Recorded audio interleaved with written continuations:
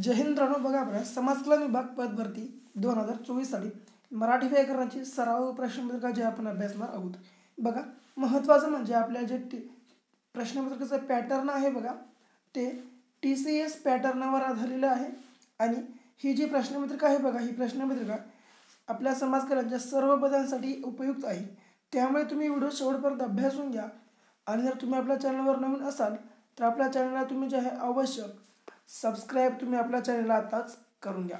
बघा पहिला प्रश्न, भाषाविषयक कौशल्याच्या साधारणपणे किती पायऱ्या आहेत? तर बघा भाषाविषय जे आहे आपल्या मराठी साहित्यातील ते भाषाविषयक कौशल्याच्या साधारणपणे खालीलपैकी किती पायऱ्या आहेत असा प्रश्न आहे.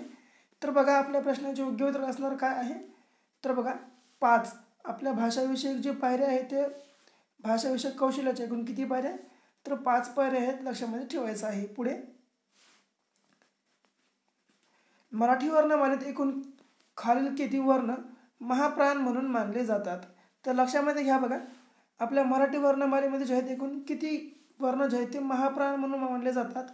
तर आपल्या मराठी वर्णमालेत एकूण 52 वर्ण आहेत बघा, 52 वर्ण. त्यापैकी बघा 14 जे वर्ण आहेत बघा त्या 14 वर्णांना महाप्राण म्हणून जे आहे मानले जाते, लक्षामध्ये तुम्हाला ठेवायचं आहे. पुढे बघा, न्यायाधीशांकडून दंड आकारण्यात आला या वाक्याचा प्रयोग ओळखा असा प्रश्न आहे.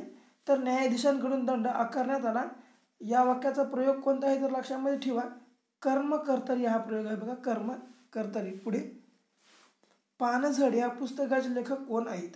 तर बघा पानझड या पुस्तकाचे लेखक लक्षामध्ये ठेवा नामदेव धोंडो महानोर हे आहेत बघा, नामदेव धोंडो महानोर. पुढे बघा, बुद्धिगम्य म्हणजे काय? बघा हा प्रश्न जे आहे TCS बुद्धिगम्य म्हणजे काय, बुद्धिगम्य म्हणजे काय हा प्रश्न TCS बार प्रत्येका परीक्षेमध्ये विचारत आहे. त्यामुळे हा जो प्रश्न आहे तुम्ही पाठ करून घ्या. तर बघा बुद्धिगम्य म्हणजे काय असा जर तुम्हाला त्याचा प्रश्न विचारला तर बुद्धीला समजणारे असा या प्रश्नाचा जो आहे अर्थ होतो, लक्षामध्ये ठेवायचा आहे. या शब्दाचा अर्थ होतो. पुढे बघा, यथावकाश म्हणजे काय? तर बघा यथावकाश म्हणजे जे आहे ते आहे बघा कालांतराने. यथावकाश म्हणजे काय आहे? कालांतराने, लक्षामध्ये ठेवायचं आहे. पुढे बघा 7वा प्रश्न, पक्ष्यांना तसंच ससे सस्यांना. तर बघा जसं पक्षी पक्ष्यांना ससे सस्यांना तर प्रवासी बरोबर डॅश डॅश असे आहे. तर बघा जसं पक्षी पक्ष्यांना ससे सस्यांना तर प्रवासी कशाला असतील? तर प्रवाशांना असे जे आहे इथं हे मन आपलं पूर्ण होणार आहे. तर काय प्रवासी बरोबर प्रवाशांना असे इथं असणार आहे. पर्याय क्रमांक आपल्या प्रश्नाचे योग्य आन्सर आहे. पुढे, पांढरा कावळा म्हणजे काय? तर लक्षामध्ये घ्या हा प्रश्न सुद्धा TCS IBPS जे आहे खूप वेळा परीक्षामध्ये रिपीट करत आहे, तर पाठ करा हा सुद्धा. तर बघा पांढरा कावळा म्हणजे काय असा प्रश्न आला तर बघा ते म्हणजे निसर्गात नसलेली वस्तू असं आहे. निसर्गात नसलेली वस्तू म्हणजे पांढरा कावळा. पुढे, धनुष्य या शब्दाला समानार्थी नसलेला शब्द ओळखा. तर लक्षामध्ये घ्या प्रश्न कसा आहे? तर धनुष्य या शब्दाचा समानार्थी शब्द नसलेला शब्द कोणता आहे असा प्रश्न विचारला. तर या प्रश्नाचे योग्य आन्सर काय आहे? बघा आमोद असा आहे बघा, आमोद असं आहे, लक्षामध्ये तुम्हाला ठेवायचं आहे. आमोदला सोडलं काय?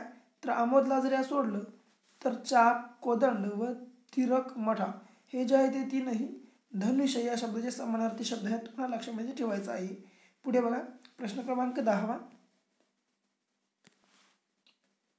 तर बघा हलाहल या शब्दाचा अर्थ काय असा विचारला बघा प्रश्न.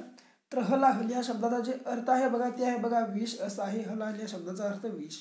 पुढे, त्याज्य या शब्दाचा विरुद्धार्थी शब्द कोणता आहे?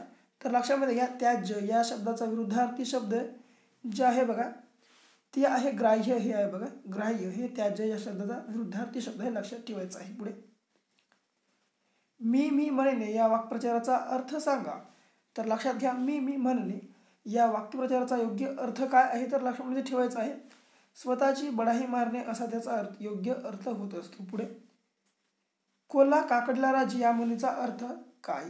तर बघा कोल्हा काकडीला राजी या म्हणीचा जे अर्थ आहे बघा ते अर्थ काय आहे? तर लक्षामध्ये ठेवायचं आहे क्षुद्र माणसे क्षुद्र वस्तूंनाच भाळतात असा या प्रश्नाचं हे जे म्हण आहे या म्हणीचा अर्थ होतो. काय क्षुद्र माणसे क्षुद्र वस्तूंनाच भाळतात असा या म्हणीचा अर्थ होतो. पुढे कोणत्याही प्रश्नाचे लगेच उत्तर देणारा या शब्दासाठी योग्य शब्द लिहा. तर बघा कोणत्याही प्रश्नाचे लगेच उत्तर देणारा या शब्दसमूहासाठी कोणता योग्य शब्द असणार आहे तर बघा लक्षात घ्या. पर्याय क्रमांक ड हजर जवाबी हे जे आहे या प्रश्नाचे आपल्या योग्य आन्सर इथं असणार आहे. बघा हजर जवाबी. शेवटचा प्रश्न बघा तुमच्यासाठी आहे लोंगर असतो डॅश डॅश. तर बघा लोंगर कशाचा असतो तर तुम्हाला जे या प्रश्नाचे योग्य आन्सर आहे कमेंटमध्ये आपल्या सांगायचं आहे. आणि आपला व्हिडिओ आवडल्यास आपल्या व्हिडिओला लाईक शेअर आणि आपल्या चॅनलला सबस्क्राईब करायला तुम्ही विसरू नका. तर बघा परत भेटू अशाच एका व्हिडिओसोबत. तोपर्यंत पाहत राहा आपलं आवडतं यूट्यूब चॅनल. धन्यवाद.